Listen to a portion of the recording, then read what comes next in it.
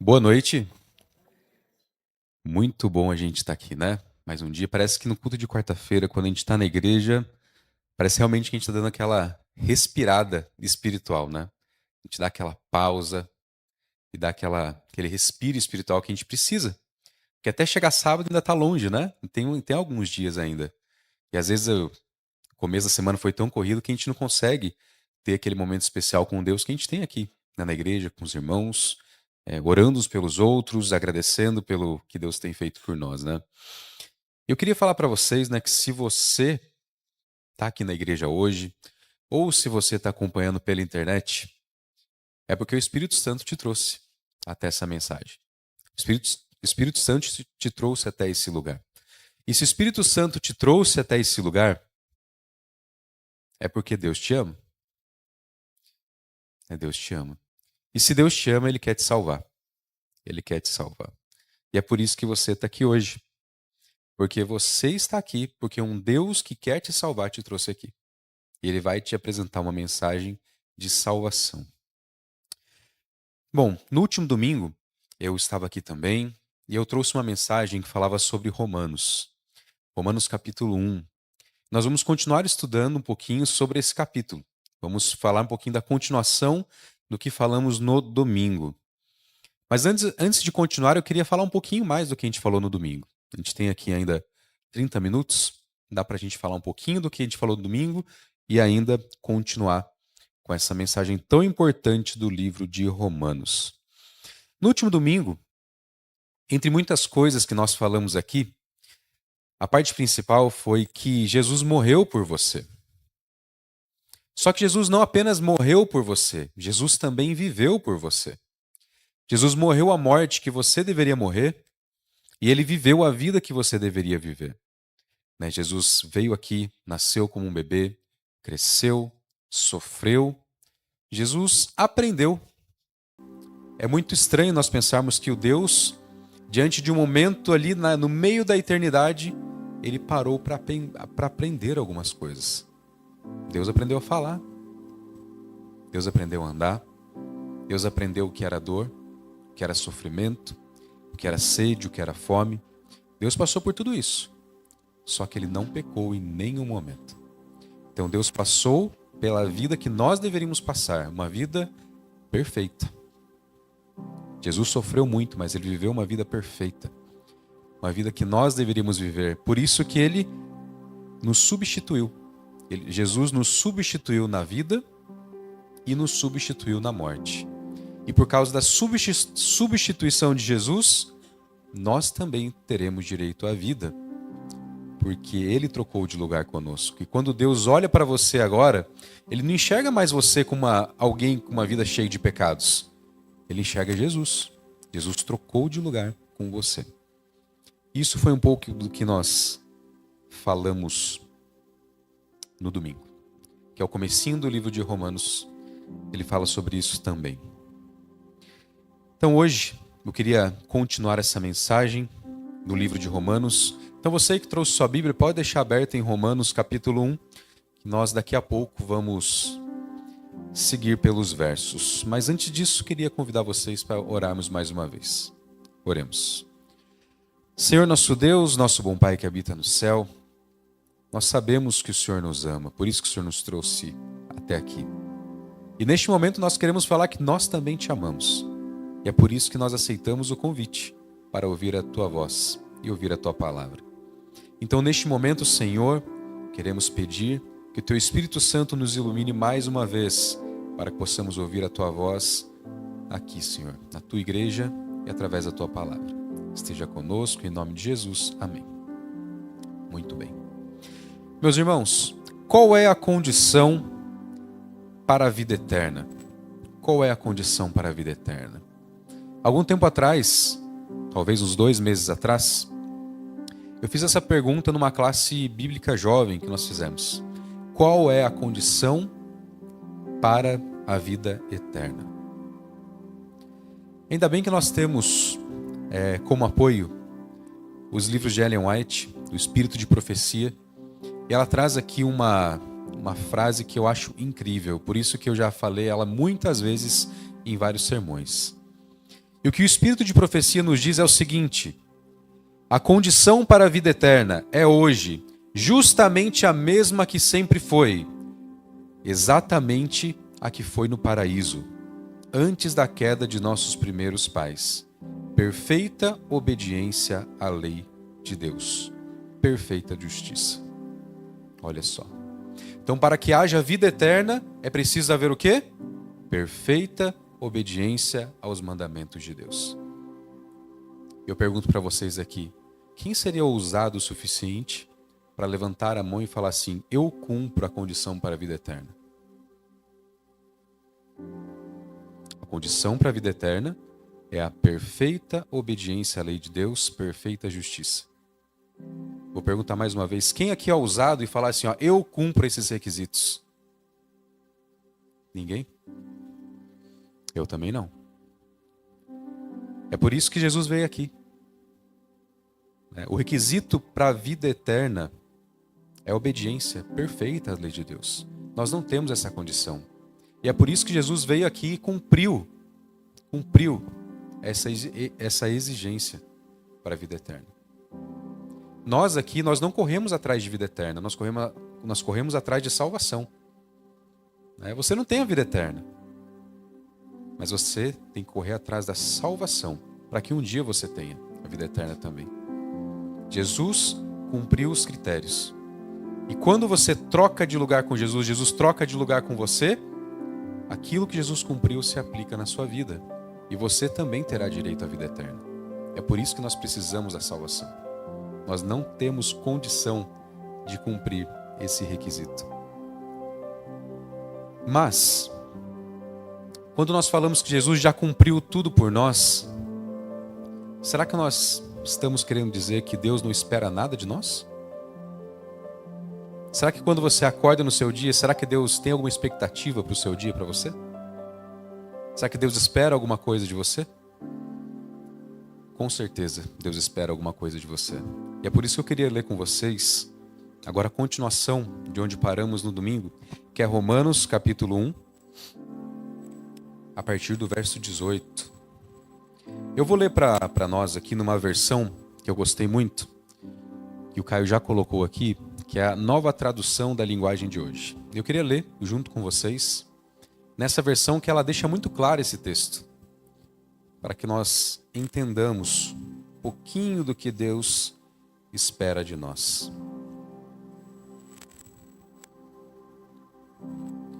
Então, Romanos, capítulo 1, a partir do verso 18.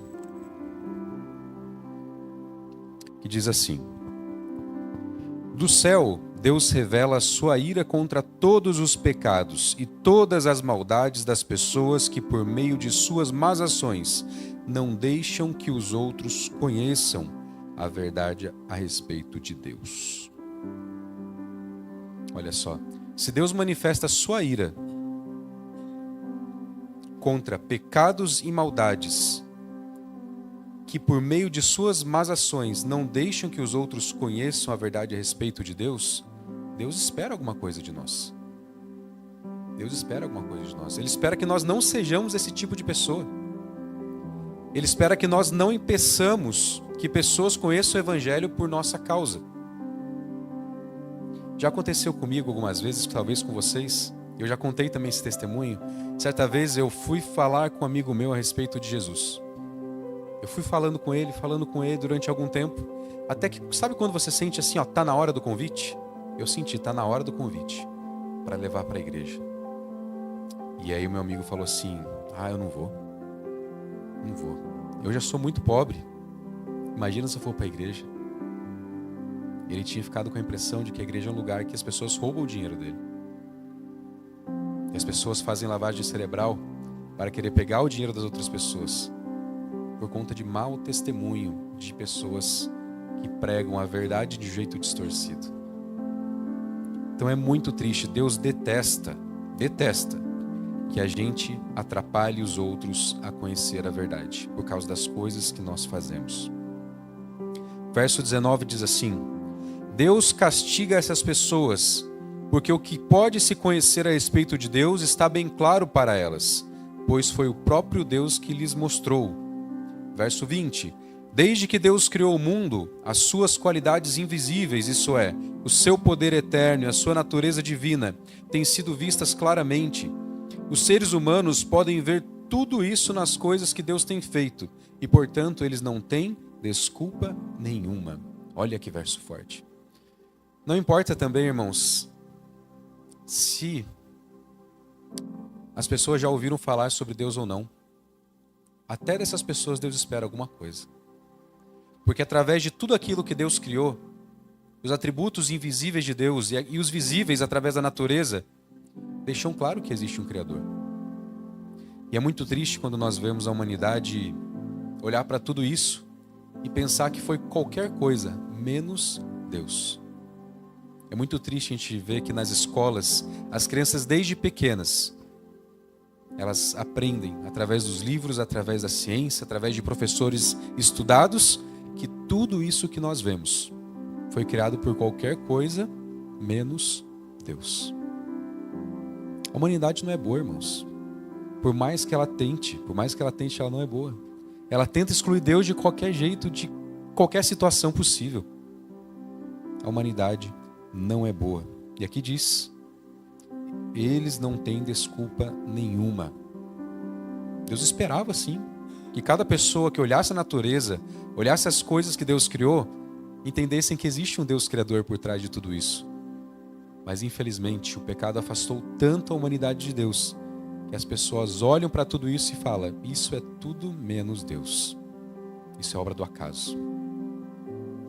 Verso 21. Eles sabem quem Deus é, mas não lhes dão a glória que Ele merece, e não lhes são agradecidos.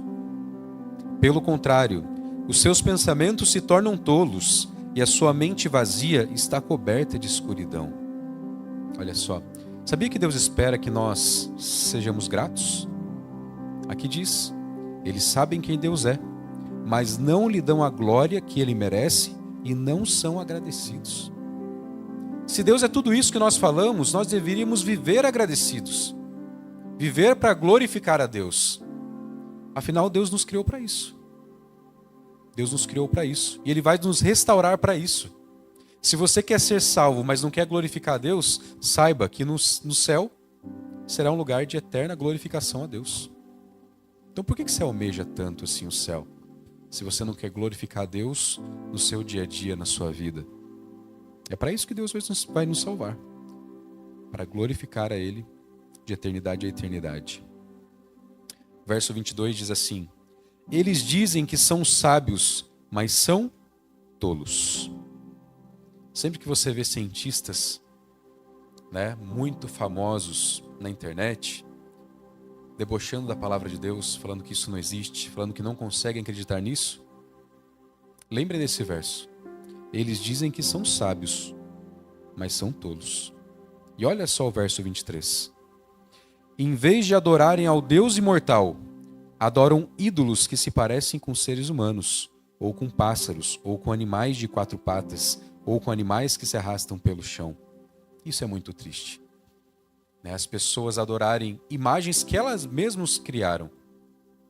Em vez de adorar o Deus Criador, adoram coisas que parecem com a criação de Deus. Mas o verso 24 é algo que me entristece muito e me faz refletir bastante. Diz assim: por isso, Deus entregou os seres humanos aos desejos do coração deles, para fazerem coisas sujas e para terem relações vergonhosas uns com os outros. Uma das coisas que eu acho mais triste em um relacionamento, aqui nós estamos falando do relacionamento de Deus com a humanidade, mas algo muito triste entre os relacionamentos, é quando uma pessoa que a gente ama, ela está indo para o caminho errado. Seja na questão da saúde, seja na questão de trabalho, de relacionamento, de qualquer outra coisa. Sabe quando essa pessoa está indo para o caminho errado e você tenta ajudar de todas as formas, você até perturba aquela pessoa? Você fica assim: não faz isso que vai dar errado. Não faz isso que vai dar errado. Ô diabético, não come açúcar que vai dar errado. Não fica perto daquela pessoa que vai dar errado. E a pessoa insiste tanto no erro, que chega uma hora que você fala assim, não tem mais o que eu fazer. Não existe mais nada mais triste no relacionamento, quando você realmente não tem mais o que fazer por aquela pessoa. E aqui, nesse verso que nós lemos, verso 24, diz assim: Deus entregou os seres humanos aos desejos do coração deles. Sabe? Muitas vezes Deus sabe que não tem jeito mais. E é isso que nós falamos, que é o pecado contra o Espírito Santo. Não adianta, o Espírito Santo não tem mais ação na sua vida. Ele não tem mais o que fazer. De tantas vezes que você rejeitou, você fechou as portas para o Espírito Santo. Não tem mais o que Deus fazer, então Deus entregou. Você quer fazer isso? Então pode fazer. Eu acho isso muito triste. Muito, muito, muito triste. E verso 25 diz: Eles trocam a verdade sobre Deus pela mentira, e adoram e servem as coisas que Deus criou, em vez de adorarem e servirem o próprio Criador, que deve ser louvado para sempre, e amém. Vou ler com vocês também o verso 28, que é mais ou menos o que estava no verso 24, que diz assim, verso 28. E como não querem saber do verdadeiro conhecimento a respeito de Deus, Ele entregou os seres humanos aos seus maus pensamentos, e de modo que eles fazem o que não devem. Vocês entendem a gravidade disso? De tanto as pessoas recusarem ouvir a voz de Deus, Deus falou, então tá bom, pode seguir o seu caminho. E Deus fez isso com várias vezes na história. Deus fez isso no dilúvio. As pessoas não queriam entrar na arca, Deus falou, tá bom, não entra. Eu estou aqui 120 anos pregando para vocês, avisando o que vai acontecer. Mas se vocês não querem, não entra. Deus fez isso com Sodoma e Gomorra. A mesma coisa. Deus tem paciência. Mas chega uma hora que Deus fala, eu sei que você não vai voltar atrás. Segue na sua decisão. Deus fez isso com o faraó lá no Egito. Deu 10 oportunidades para ele.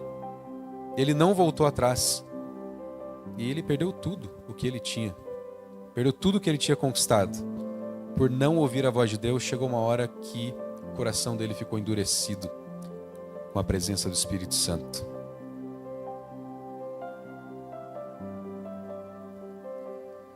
E no verso 32, para finalizar a parte da leitura da Bíblia, diz assim: Eles sabem que o mandamento de Deus diz que aqueles que fazem essas coisas merecem a morte, mas mesmo assim continuam fazendo. E pior ainda, aprovam os que fazem as mesmas coisas que eles fazem.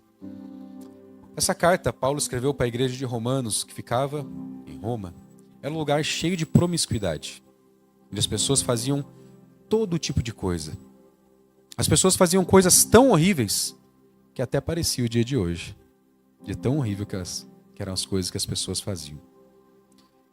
E muitas pessoas, e Paulo tinha preocupação de que as pessoas da igreja começassem a imitar essas pessoas aí, tudo que elas estavam fazendo. E essa é uma preocupação que nós devemos ter hoje também. Nós não podemos imitar o que as pessoas de fora fazem. Nós precisamos ser um exemplo e uma influência tão poderosa que elas queiram nos imitar. Que elas queiram seguir a Deus por nossa causa. Deus espera algo de você. Jesus fez muito por você, mas Ele espera algo de você também. Você foi feito para adorar a Deus, para testemunhar. Sempre que Deus operava uma cura, Ele falava assim, vai, não peques mais. Ou para algumas pessoas, como aquela mulher do poço, que foi pregado sobre ela aqui no sábado também, Jesus falou, vai lá e conta para todo mundo. Conta para todo mundo o que você ouviu, o que você viu aqui. O grande conflito entre Deus e o diabo é sobre a adoração. O diabo quer ser adorado, mas nossa adoração deve ser feita somente a Deus. Por isso que os mandamentos começam por aí. Não terás outros deuses diante de mim. Só que muitas vezes nós nos posicionamos e nós mudamos o nosso comportamento, a nossa atitude em situações de política. Como eu vi tanta gente mudando de comportamento e de atitude por causa de política. Mas nós não queremos fazer o mesmo por Deus, muitas vezes. O céu é o lugar onde nós viveremos para adorar a Deus. para adorar a Deus. E é isso que você deve fazer aqui. Você aqui é um representante de Deus na terra. Então a sua vida deve ser para adorar a Deus, acima de qualquer outra coisa. A vida do salvo é mostrar diariamente para o mundo que o diabo está errado.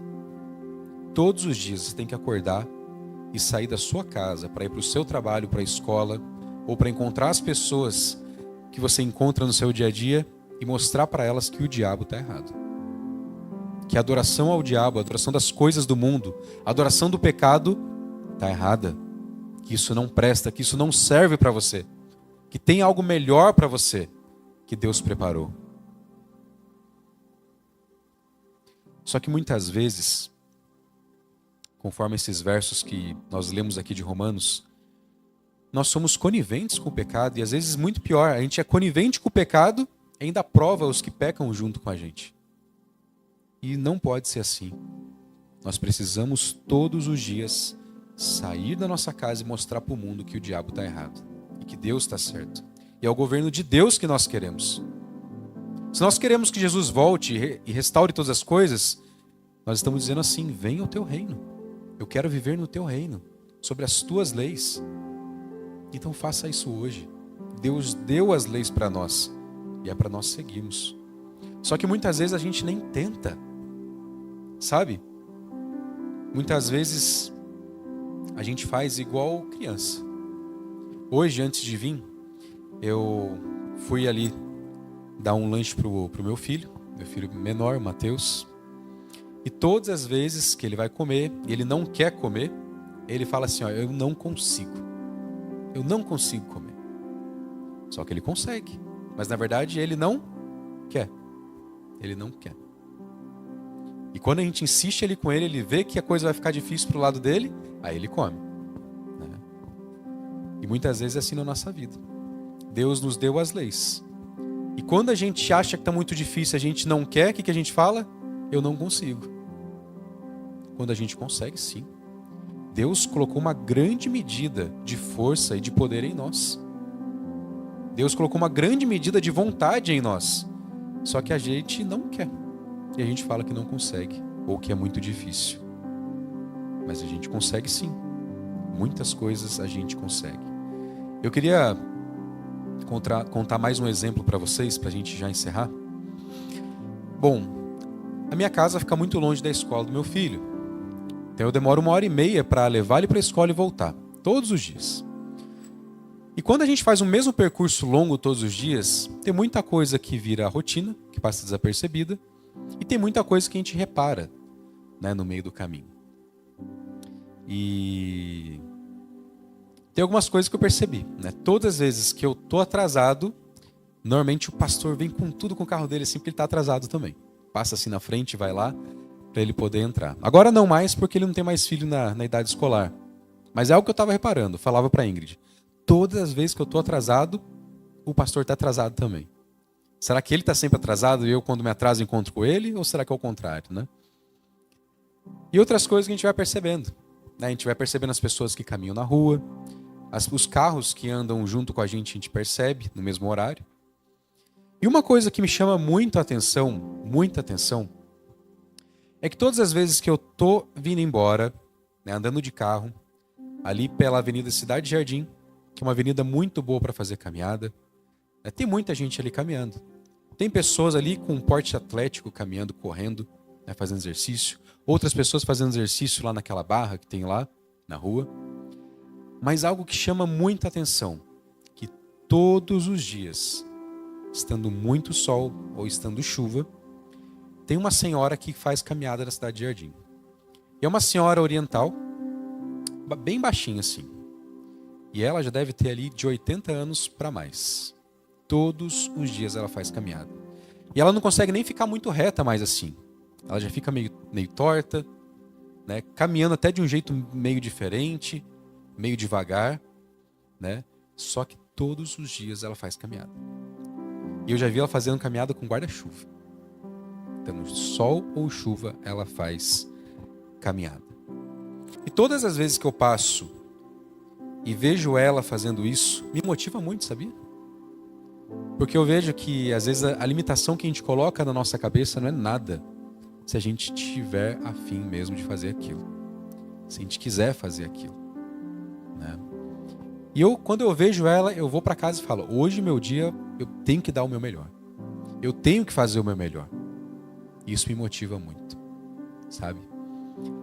Aquela senhora que faz essa caminhada, ela tá longe de ser igual os super atletas que eu vejo correndo lá do lado dela, né? Aí ela não é perfeita, a caminhada dela não é perfeita.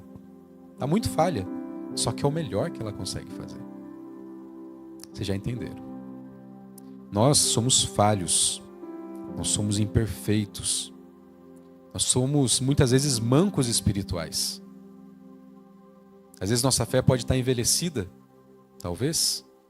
Nós somos imperfeitos. Só que do mesmo jeito que aquela senhora faz todos os dias, nós precisamos fazer também. Nós precisamos sair de casa decididos a fazer o nosso melhor para Deus. Porque dá para fazer.